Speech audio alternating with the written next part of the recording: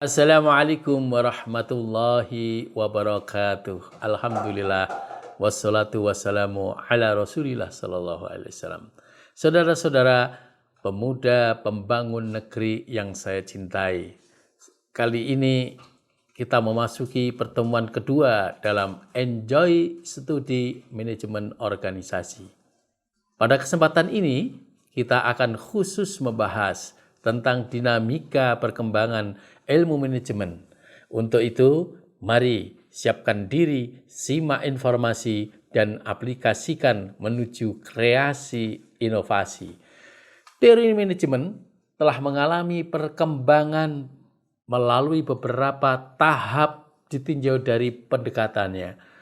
Tahap pertama yakni pendekatan praklasik dan klasik. Tahap kedua, pendekatan administratif dan perilaku.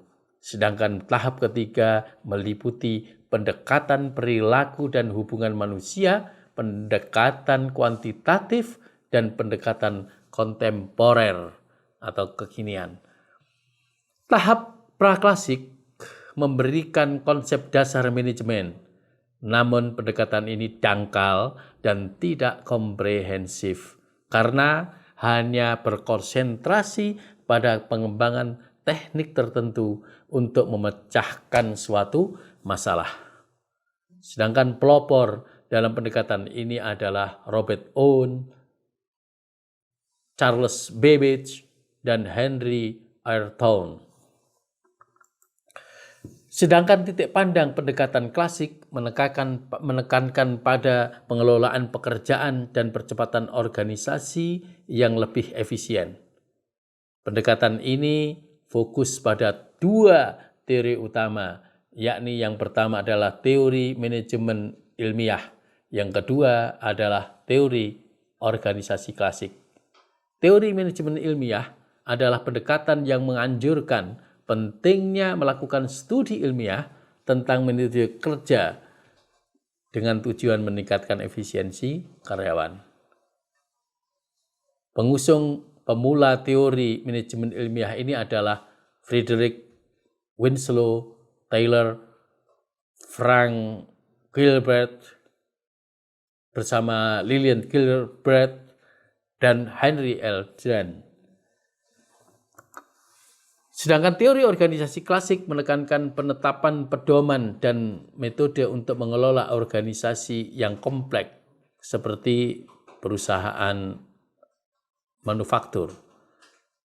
Cabang lain dari pendekatan klasik adalah manajemen birokrasi yang dianggap sebagai kebutuhan organisasi untuk beroperasi secara rasional daripada bergantung pada keinginan sewenang-wenang pemilik dan manajer. Pendiri teori ini adalah Henry Fayol dan Max Weber. Tahap kedua, pendekatan administratif dan perilaku. Pendekatan administrasi dan perilaku menekankan pada aspek manusia dalam proses produksi. Sedangkan pendekatan manajemen administrasi difokuskan pada prinsip-prinsip yang digunakan para manajer untuk mengkoordinasikan kegiatan internal organisasi. Kontributor utama termasuk Henry Fayol dan Chester Barnard. Keduanya eksekutif dari perusahaan besar. Menurut Henry Fayol, bapak manajemen modern, setiap organisasi harus dikelola menurut 5 fungsi manajemen, yakni planning, organizing, coordinating, dan controlling. Pendekatan administratif dan perilaku dibagi dalam 2 teori, yakni yang pertama adalah gerakan hubungan manusia atau human relation movement, dan yang kedua adalah teori ilmu perilaku atau behavior science theory. Abraham Maslow adalah salah satu peneliti dalam pendekatan perilaku organisasi. Menurut Maslow, ketika suatu kebutuhan terpenuhi, maka kebutuhan tersebut tidak dapat lagi memotivasi individu. Ia juga menyatakan bahwa manusia memiliki 5 tingkatan kebutuhan yang harus dipenuhi. Yang pertama adalah kebutuhan psikologis, yang kedua adalah kebutuhan keamanan, yang ketiga adalah kebutuhan sosial, yang keempat adalah kebutuhan harga diri, dan yang kelima adalah kebutuhan aktualisasi diri. Selanjutnya adalah pendekatan kuantitatif. Pendekatan kuantitatif menekankan penggunaan metode matematika, statistika, dan piranti informasi lain untuk membantu membuat keputusan guna meningkatkan efisiensi organisasi. Pendekatan ini melahirkan 3 teori, yakni Management Science Theory. Teori ini melibatkan penggunaan model matematika, terkomputerisasi, dan metode statistika untuk meningkatkan efektivitas dalam proses pembuatan keputusan. Yang kedua adalah Operation Management Theory.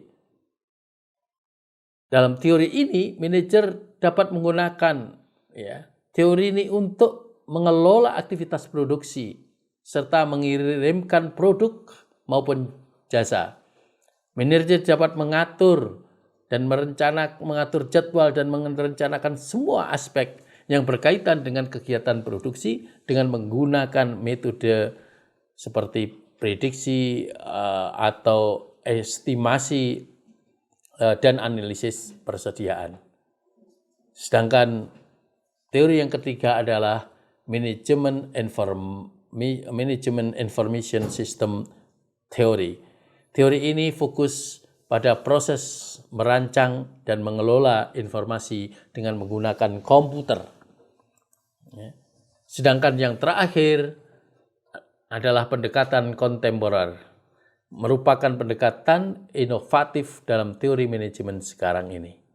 Ada 2 teori utama dalam pendekatan ini, yakni yang pertama adalah teori sistem dan yang kedua adalah teori kontingensi.